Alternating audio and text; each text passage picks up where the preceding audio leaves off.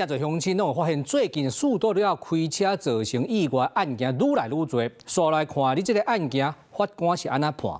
中華地方法院最近這2件，一件啊是4度開車，車頂去載10桶假水；另外一件閣愈危險，開車以4度去將派出所所長雙腿來甲弄斷去啊！吼，這就是進前法官裁定無保請回啊！大家講。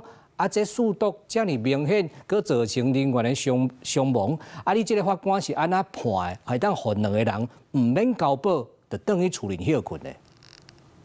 5月30日，39歲姓江的貨車駕駛這10桶的假水去弄到路邊的車，險險啊去傷到人。落車時，因咧細心檢驗調查出有食毒品。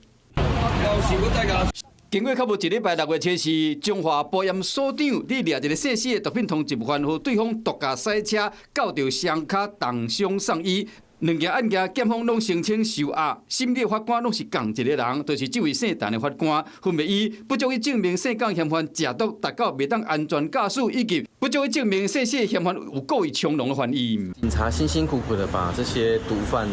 毒駕的，或者是說吸毒人抓到，但為什麼可以這麼輕易的就把他們放走？我覺得這個法官太仁慈了吧，不能這麼姑息了吧？我覺得該收押就要收押。姓陳的法官是東吳大學法律研究所的碩士，嘛是中華地方法院的資深法官，在法界被稱之為核心法官，原因是伊時常考慮到社會情境如何造成被告的犯罪。這款的標準，受傷的陳國明所長因後生有話要講。他撞到一個警察，但他竟然是無保險的，就是甚至連交保都沒有，這一塊就是比較納悶的事情。希望我相信他們就是以他們很專業的角度去判斷，而不是有一些個人因素。